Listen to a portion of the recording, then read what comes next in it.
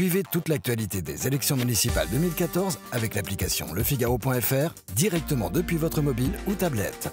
Retrouvez toutes les listes et soyez les premiers informés des résultats de votre commune.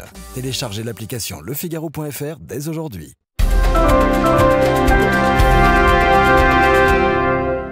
Il est 22h et nous nous retrouvons comme promis pour ce deuxième direct de la soirée électorale de ce deuxième tour des municipales. Guillaume Tabar et Yves Tréhard sont toujours avec nous et Alexis Brézet, le directeur des rédactions du Figaro, nous a rejoint. Bonsoir messieurs. Bonsoir. On attendait une vague bleue, elle se confirme Alexis Brézet? Oui, toute la question c'était est-ce que dans l'entre-deux tours la gauche va se remobiliser? Elle ne s'est pas remobilisée, donc la vague bleue est confirmée, c'est d'ailleurs plus qu'une vague bleue, c'est même un tsunami, avec notamment des victoires symboliques et tout à fait inattendues de la droite, par exemple à Toulouse, chose auquel personne n'avait pensé il y a encore 15 jours. Donc ça n'est pas qu'une vague bleue, ça va au-delà. C'est une défaite historique, dont je crois qu'il n'y a pas de précédent, mais Guillaume va nous le dire, de la gauche. Alors justement, Guillaume Tabar, citation, Jean-Pierre Raffarin, il n'y a pas eu de sanctions aussi fortes depuis une génération, c'est vrai? Oui, pourtant on est habitué aux municipales, même à toutes les élections locales, à ce que le pouvoir en place soit sanctionné, et c'est vraiment sanctionné. Mais c'est vrai que si on prend les municipales, la droite vivait sur deux souvenirs historiques. 83 contre Mitterrand, 2001 face à Lionel Jospin, mais cette fois-ci le nombre de villes qui va basculer à droite, on en est je crois ce soir, et ça n'est pas fini, à plus d'une centaine de villes qui basculent de gauche à droite dans les villes de plus de 10 000 habitants. C'est au moins une fois et demie plus que lors de ces vagues précédentes, donc ce serait effectivement historique. Et inversement, la gauche elle-même n'avait jamais connu une telle victoire à son profit. Alors, Yves Tréhard, si on commence un petit tour de France, des villes qui changent de majorité, il y a les villes que la droite reprend, il y a Amiens, il y a Saint-Étienne, il y a Reims, Angers. Et puis il y a Angers, et puis Alexis Brézet le disait à l'instant, il y a Toulouse, c'est une grosse surprise. Ah bah Toulouse, c'est une grosse surprise, non, parce que le match était serré quand même, et puis c'est une ville qui avait été gérée longtemps par la droite avant que M. Cohen ne la gagne en 2008, puisqu'il y avait eu la famille Baudis, père et fils, il y avait eu Monsieur Douste-Blazy, et Cohen avait gagné Toulouse, c'était un des fleurons d'ailleurs de la victoire socialiste en 2008.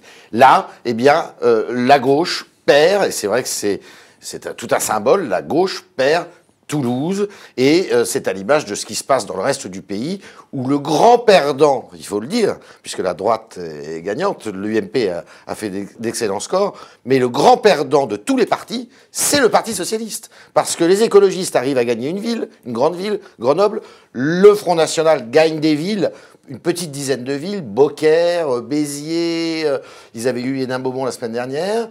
Le Parti communiste arrive, semble-t-il, à plutôt pas trop mal se sortir de cette élection.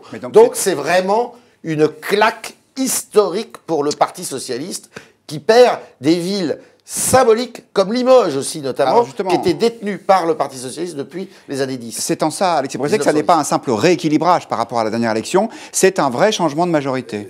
À mon sens, c'est une vraie sanction de la politique du gouvernement. Parce que c'est vrai, les Verts s'en tirent pas trop mal. Dans certaines villes, des dissidents socialistes gagnent. C'est-à-dire que, par exemple, à La Rochelle ou à Dunkerque, le Parti socialiste perd, mais ce sont des divers gauches qui l'emportent. Donc ça veut dire qu'il y a une vraie volonté des électeurs de cibler les représentants du Parti socialiste, c'est-à-dire les représentants du gouvernement. En ce sens, à mon avis, cette sanction a une dimension politique très forte, contrairement à ce que nous avait dit en nous disant que ce ne sera que des duels municipaux. Évidemment non, il y a une volonté de sanctionner ce gouvernement. Les gens ne sont pas satisfaits de sa politique. Et d'ailleurs, Jean-Marc Ayrault vous a entendu, puisque à l'instant, il vient de faire une déclaration selon laquelle le message est clair, il doit être pleinement entendu. Le discours du Premier ministre est en cours. Restez avec nous, s'il y a du nouveau, on vous le dira en direct. Oui, Guillaume Tabar, on parlait de l'UMP, du Parti socialiste qui recule, et du côté du Front National. On ne peut pas dire que le mouvement du premier tour soit amplifié. En revanche, il est consolidé. Oui, à l'heure où nous parlons, le Front National peut revendiquer 10 villes, ce qui est quand même plus que ce qu'il n'a jamais eu. On cite souvent le précédent de 95, mais 95 c'était 3 villes. Là, 10 villes, c'est quand même historique. La plus importante d'entre elles, c'est Béziers, où, comme prévu, Robert Ménard a été élu, mais dans des villes plus petites, il y a eu Fréjus, bien sûr, Hénin-Beaumont gagné au premier tour, et des villes plus petites, comme le Luc, etc., qui sont passées au Front National. Et aussi, alors je crois que ça reste encore en discussion, mais le 7e secteur de Marseille, en gros, la moitié des quartiers nord de Marseille, qui étaient à gauche jusqu'à présent, et qui, ce soir, pourraient donner un maire Front National. Ces quartiers-là, c'est quand même 150 000 habitants. C'est vraiment de la taille d'une des grandes villes de France. C'est encore très serré, mais ce serait aussi un retournement historique.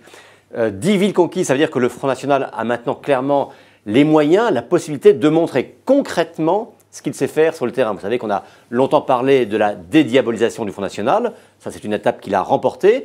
Maintenant, il a une autre bataille à mener, c'est celle de la crédibilité, c'est-à-dire de sa capacité, comme les autres partis, à gérer des villes. On lui a renvoyé dans la figure jusqu'à présent le précédent, un peu raté quand même, des villes de 95. Et bien là, maintenant, il a 10 villes où concrètement, il va pouvoir montrer ce qu'il sait faire ou ce qu'il ne sait pas faire. Alors Marine Le Pen, et ce n'est évidemment pas une surprise compte tenu des résultats que vous venez de nous indiquer, était très satisfaite ce soir. Pour elle, c'est clairement une nouvelle ère ou une nouvelle période politique qui s'ouvre. On l'écoute tout de suite.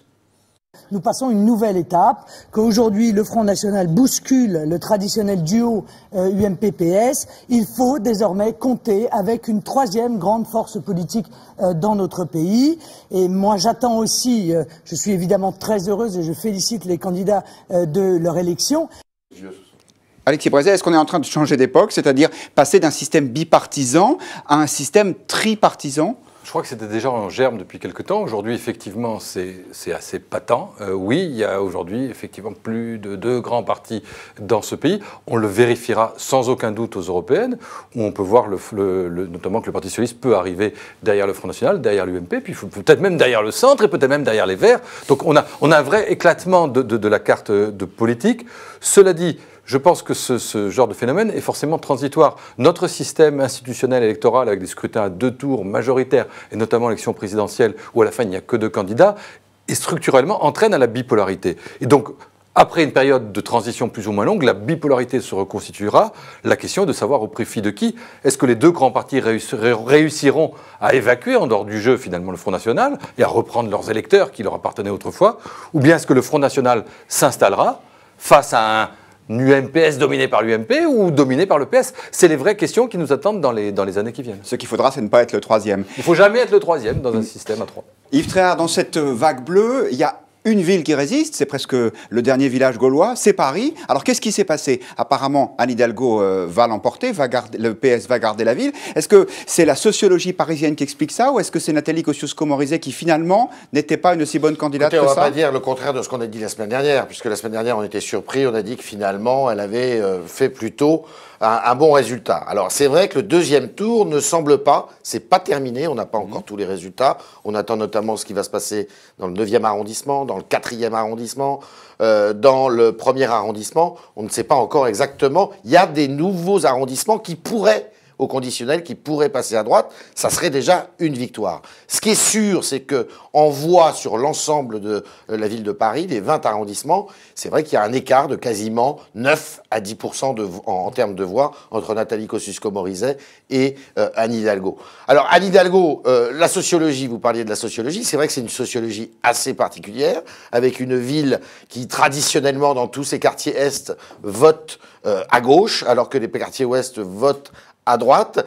Et elle avait 2 arrondissements qu'il fallait qu'elle gagne impérativement pour pouvoir espérer être maire de Paris. C'était le 14e qu'elle a perdu, elle-même, et le 12e, où, semble-t-il, elle est aussi perdante. On vit quand même une situation extraordinairement paradoxale, où on se dit que finalement, il est normal que le Parti socialiste gagne dans finalement une ville la plus bourgeoise de toutes. Autrefois, le Parti socialiste, c'était le Parti populaire. Et on voit aujourd'hui que la situation s'est totalement inversée. Le Parti socialiste essuie ses plus lourdes défaites dans les quartiers populaires, on parlait des quartiers nord de Marseille, dans les villes populaires, les villes du nord et de l'est de la France. C'est un total changement de la sociologie électorale qu'on est en train dont on est en train de voir l'aboutissement aujourd'hui.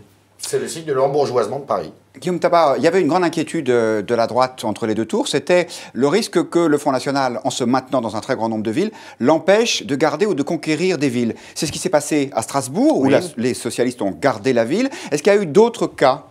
Alors, il faudra faire le détail. C'est vrai que pour l'instant, comme on a l'accumulation des villes qui basculent, on a le sentiment que la droite a été plutôt épargnée par ça. Mais on cite Strasbourg, on peut citer ici l'exemple de Rouen, je crois, où Yvon Robert, le maire sortant, est réélu, mais avec moins de 50%, et avec un Front National qui avait pu se maintenir au second tour. Je pense que dans les villes de plus de 30 000 habitants, on va peut-être pouvoir trouver 5 ou 6 villes que la droite aurait pu gagner sans présence du Front National. Mais ce soir, il y a un effet d'optique qui fait que l'effondrement de la gauche est tellement fort que la droite réussit à gagner un nombre de villes considérable malgré la question du FN. Mais elle serait bien inspirée quand même de retenir la leçon parce que ça veut dire que la question du Front National, elle n'a pas disparu pour la droite ce soir. Elle est devenue optiquement moins compliquée, mais il faudra quand même qu'à l'avenir, notamment les régionales qui sont dans un an, il faudra qu'elle apprenne à gérer avec une force sur sa droite, enfin je ne sais pas où il faut la situer maintenant, mais en tout cas avec une force qui continue à lui prendre des électeurs et qui, dans certains cas, peut la priver de victoire. Passons maintenant peut-être aux conséquences pour le pouvoir de cette élection municipale. Jean-Marc Ayrault, semble-t-il, est déjà en train de les tirer peut-être, puisque dans sa déclaration de ce soir, il dit « Cette responsabilité est collective et j'y prends toute ma part ». Alors, la une du Figaro demain, Alexis Brézet, je crois, c'est une vague bleue déferle sur Hollande. La première conséquence de cette vague bleue, c'est Jean-Marc Ayrault qui s'en va. Alors, juste une précision, c'était le titre de l'édition qu'on appelle notre jargon A, la première édition, celle qu'on boucle à 8h30 du soir. Je crois que dans la deuxième édition, on va passer un cran supérieur en parlant de tsunami bleu, parce que c'est vrai que depuis l'heure où on a bouclé la première édition, toute une série de villes nous permettent de dire ça n'est pas qu'une vague bleue, c'est un tsunami. Alors comment peut-on imaginer Alors, quant à Jean-Marc Ayrault, déjà tsunami. Jean-Marc Ayrault, lui, il essaie de sauver sa peau. Donc la question, elle ne concerne pas tellement Jean-Marc Ayrault que François Hollande. Qu'est-ce que peut faire François Hollande? Remanier, évidemment, ce n'est pas du luxe, c'est la moindre des choses. Quand on voit les résultats extraordinaires de ce gouvernement, il faut évidemment le remanier. Mais ça suffira évidemment pas. Le message est tellement fort que ce n'est pas de mettre Pierre à la place de Paul qui changera la question. Changer de Premier ministre, sans doute, oui, ça paraît vraiment maintenant très difficile, même si le vœu initial de François Hollande n'était pas de se débarrasser d'Ayrault, ça paraît quand même très difficile de le garder. Qu'on pense par exemple que dans quelques jours, il va falloir vendre 50 milliards d'économies à des députés socialistes qui vont revenir vent debout de leur province parce qu'ils auront été battus et qui donc ne voudront plus écouter Jean-Marc Ayrault. Donc garder Jean-Marc Ayrault, ça paraît très difficile. Donc première question, remanier oui. Changer de Premier ministre, très probablement oui, il le faut.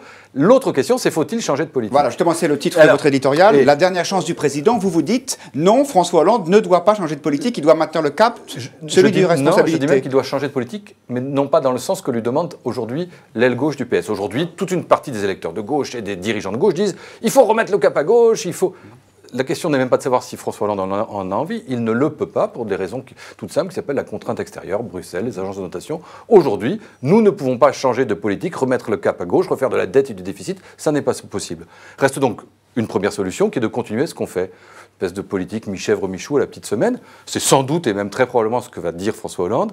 Je crois, moi, que les mêmes causes entraînent les mêmes effets. Ça n'a pas marché depuis 6 mois, ça ne marchera pas dans les 6 mois ni dans l'année qui vienne. Et il se retrouvera dans 1 an, dans 2 ans, face à un échec total. Reste une troisième solution, que moi je préconise, qui est de prendre le contre-pied de la traduction du message électoral qu'ont fait un certain nombre de ses partisans aujourd'hui, qui est de dire, tant qu'à faire, assumons, c'est François Hollande qui parle, le cap social-libéral. Arrêtons même de parler de social-démocratie, faisons une vraie politique de réforme. Puis soit ça marche et François Hollande devient Tony Blair, l'homme qui a réformé son parti et qui gagne les élections, soit ça ne marche pas et ça devient Schröder, l'homme qui fait les réformes et qui perd, mais il vaut mieux perdre honorablement comme Schröder qu'être chassé comme un malpropre comme Papandréou. Il y a encore une autre hypothèse encore plus radicale, peut-être, Guillaume Tabar, ce serait celle d'une dissolution. Ce sont des bruits qui couraient dans Paris, ça vous paraît crédible? Une dissolution de l'Assemblée nationale? C'est surtout un vœu qui a été formulé par certains droites, mais minoritaires, car ce serait un scénario suicidaire. On a toujours en tête la mémoire de 97, mais une chose est de faire une erreur, comme l'a fait Jacques Chirac, et de se rattraper et d'en tirer finalement profit. Et c'est autre chose que de décider sciemment de perdre les élections, car c'est évident, et les municipales de ce soir le montrent. François Hollande qui prendrait la décision de dissoudre l'Assemblée nationale, ce serait pour retrouver une majorité de droite. Ça pourrait avoir certains charmes en termes de politique ou en termes d'innovation institutionnelle, mais ce serait suicidaire de sa part. Mais en tout cas, ce qui est clair, et Alexis l'a dit, le plus dur maintenant pour François Hollande est devant lui, parce qu'on voit bien, la pression de la majorité, elle est forte. La pression pour les députés, y compris socialistes, de dire ce pacte de responsabilité-là, on n'en veut pas, elle commence à s'exprimer. Je crois que dès demain, une 50aine de députés socialistes vont se réunir pour dire on ne veut pas ça, et si on nous impose ce pacte, on ne le votera pas. Donc François Hollande n'est pas au bout de ses peines. Ce sera l'une des conclusions peut-être de ces municipales, c'est la fragilité de la majorité de François Hollande, et pas seulement la majorité municipale, mais aussi celle de l'Assemblée nationale. Merci à tous de nous avoir suivis. Nous nous retrouvons à 23h pour un nouveau direct. Cette fois-ci, ce seront les acteurs du net qui commenteront cette élection. Merci à vous trois, messieurs, et plus de développement dans le Figaro de demain matin. Merci.